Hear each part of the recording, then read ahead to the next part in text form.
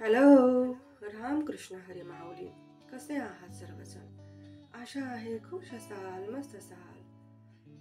तर एका तालुक्यातील एक मोठीशी गोष्ट जी ऐकून बऱ्याच जणांचे डोळे पाणावतील आणि काहींचे डोळेही उघडतील.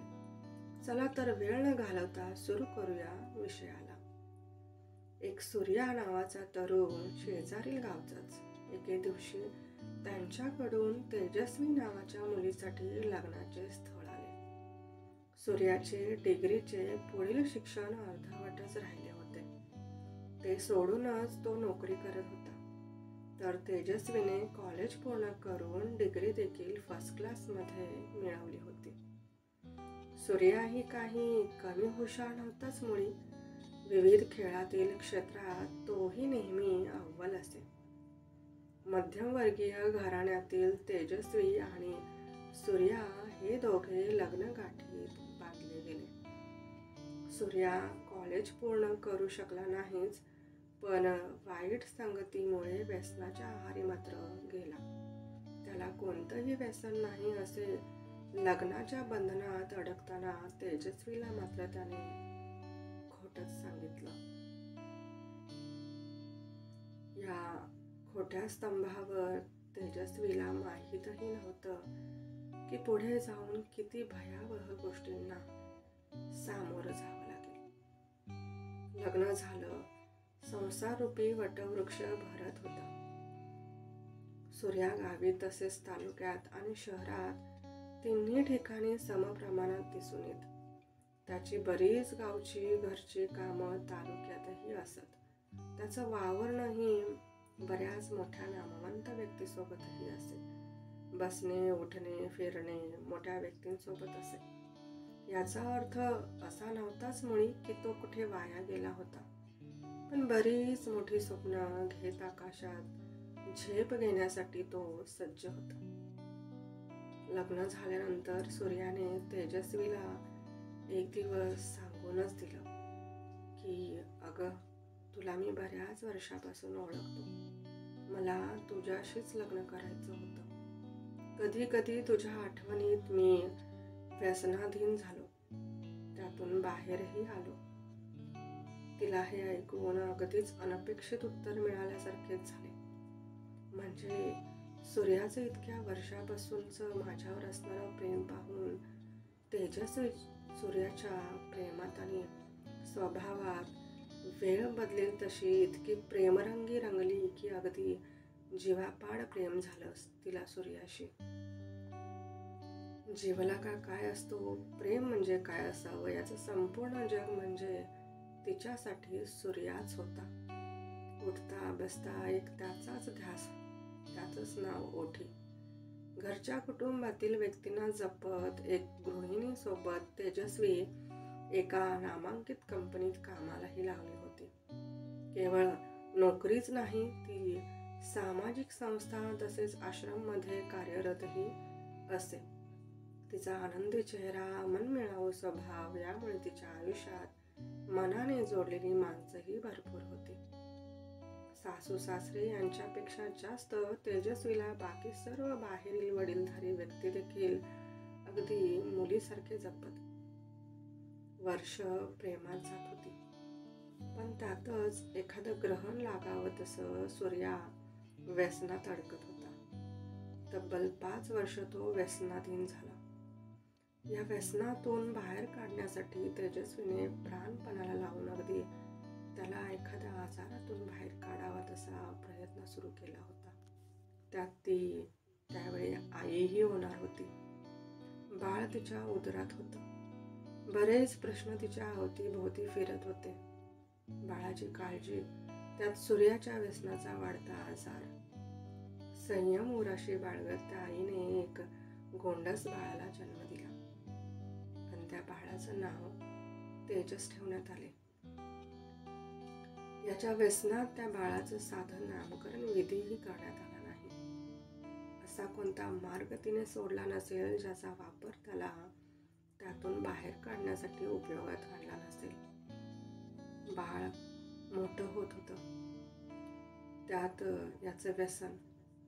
दोघांनाही अगदी तळहाताच्या फोडाप्रमाणे जपत तेजस्वी आपल्या आयुष्यात कुठून तरी प्रकाश येईल या आशेचा किरण येईल या आशेने चालत होती. बाळ 3 ते 4 वर्षाचे झाले तसे सूर्या व्यसनमुक्त झाला. तेजस्वीचे प्रयत्न यशस्वी झाले. सूर्या आता जबाबदारीपूर्वक वागू लागला. घरचे वातावरण बदलू लागले. या काही वर्षाच्या कालावधीत त्याने तेजस्वीला या व्यसनामुळे बराच त्रास दिला याची त्याला जाणीव होती. खऱ्या अर्थाने पाहायला गेलं तर सूर्याच्या तेजस्वीसारख्या प्रेमळ पत्नीमुळे त्यांच्या दोघांच्या प्रेमाचा बंध टिकून होता. म्हणतात ना, ज्याला प्रेम शेवटच्या श्वासापर्यंत टिकवायचं असेल तो जगातल्या कोणत्याही अडचणींना सामोरं जाण्यासाठी तयार असतो, सज्ज असतो.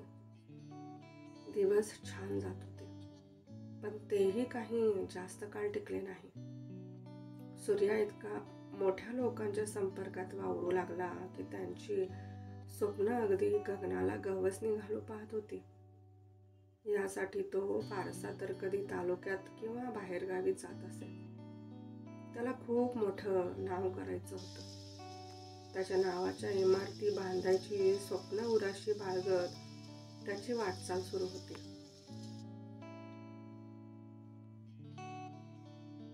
या तेजस्वीने त्याच्या या पंखांना कधीही धक्का लागू दिला नाही. त्याच्या स्वप्नाचा नेहमी आदर केला. काही वेळाने सासू सासरे उतरत्या वयामुळे तालुक्यातच वास्तव्याला गेले. तिथे तेजस्वी सूर्यासोबत काही दिवस राहत, तर कधी तेजस्वी सोबतही राहत. सूर्याने त्याचा व्याप वाढवून घेतला. नाव कमवण्याच्या नादात त्याला विसर पडे की माझी एक बायकोही आहे, जिला मी केव्हा तरीच कॉल करतो.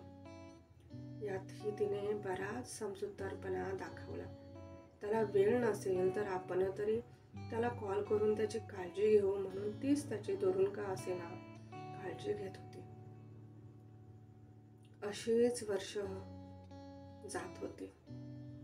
तेजस्वी खूप हुशार होते. तिचे स्वतःच समाजात एक अस्तित्व होतं. तिचे नाव होतं. अनाथ मुलांसाठी संस्थेसाठी ती बरीच काम करत असे.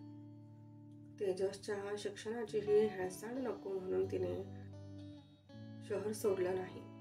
तसेच नोकरीसोबत बरीच कामं तिने हाती घेतली होती.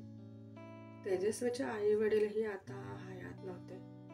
ते एका अपघातात देवाघरी गेले होते. यावेळी मात्र सूर्या काही दिवस तेजस्वीला धीर देण्यास आला होता. त्यानंतर त्याही दुःखातून ती सावरली. तिला काही वेळापासून एक आजार जडला. त्यावर एक ऑपरेशन करावं लागेल असे डॉक्टर म्हणाले. यावर सूर्याने कळवले, तू ऑपरेशन करून घे, मी पैसे पाठवतो. तू काही काळजी करू नकोस.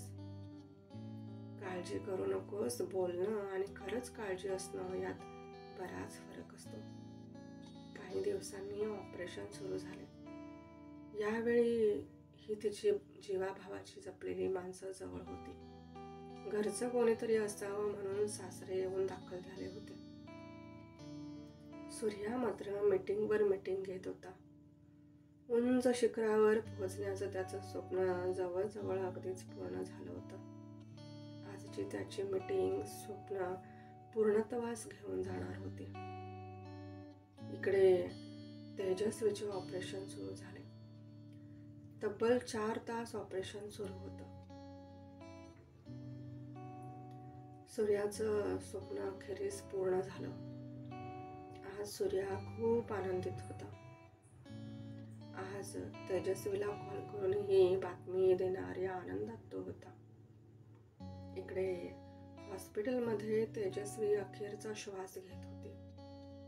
अखेरचा श्वास तिचा सूर्या या नावानेच झाला. एक सुंदर अस्तित्व सूर्यास्त झालं. कित्येकांच्या डोळ्यांचा महापूर आवरता आवरत नव्हता. आश्रमातील अनेक व्यक्ती तिच्यासाठी प्रार्थना करत होते. पण अखेर तिची जीवन ज्योत मावळली. सूर्याच्या वडिलांनी या बाबतीत सूर्याला कळवले. यावेळी सूर्या बातमी ऐकून ढासळला. हे ऐकून पायाखालची त्याची जमीन सरकल्यासारखी झाली. तो ताबडतोब मिळेल ती फ्लाईट पकडून तेजस्वी जवळ आला. त्या तेजस्वी जवळ जिच्यात आता श्वासच राहिला नव्हता. रडला. रडून शांत झाला होता. 2 दिवस गेले असे कसे झाले यावर त्याचं चिंतन चालू होतं. 3ऱ्या दिवशी तेजस्वीच्या आश्रमातील एका काकाने सूर्याला एक पत्र देव केले. आज अगदी प्राण डोळ्यात आणून सूर्या ते पत्र वाचण्यात मग्न झाला. त्यात लिहिलं होतं, प्रिय सूर्या, कसे आहात सूर्या? I miss you. खूप मिस केलं मी तुम्हाला. तुम्ही हे पत्र वाचताना कदाचित मी या जगात नसेन, पण माझे प्रेम तुमच्यावर खूप आहे. कॉलवर नीट बोलताही येत नाही तुमच्याशी. तुमच्या स्वप्नांच्या मागे इतके धावत होता की तेजस्वी नावाचं प्रेमाचं अस्तित्व तुमच्या आयुष्यात आहे याचा विसर पडलेला तुम्हाला. तरीही माझं काही तुमच्यावरचं प्रेम कमी झालं नाही पहा. एक दिवस तुम्हीच लग्नानंतर मला बोलला होता, माझं तुझ्यावर खूप प्रेम होतं, खूप आधीपासून.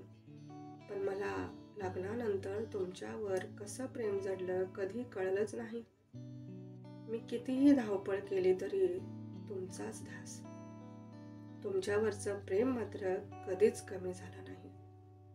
मीच काळजीपोटी जेवला की नाही, काही खाल्लं की नाही, काळजीने विचारायची हो. जीव जडला तुमच्यावर. तुमची स्वप्न पूर्णत्वास आहेत आणि मीच कदाचित नसेल. कारण ऑपरेशनच्या वेळी तुम्ही माझ्यासोबत असता तर कदाचित देवाने तुम्हाला पाहून मला जीवदानही दिलं असतं.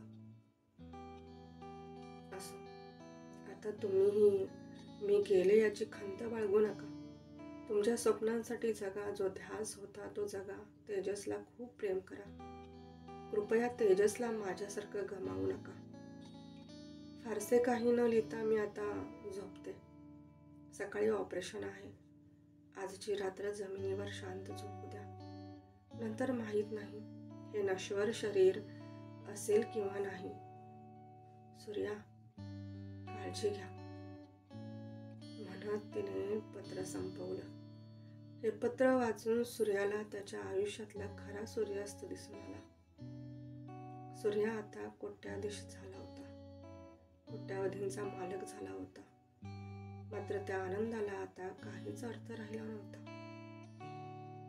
ज्या पत्नीला मी कधी नीट कॉलही केला नाही ती माझ्यावर शेवटच्या क्षणालाही किती जीव लावते या संकल्पनेत तो अंतर्मनात चाललेल्या प्रश्नांसोबत धावत होता.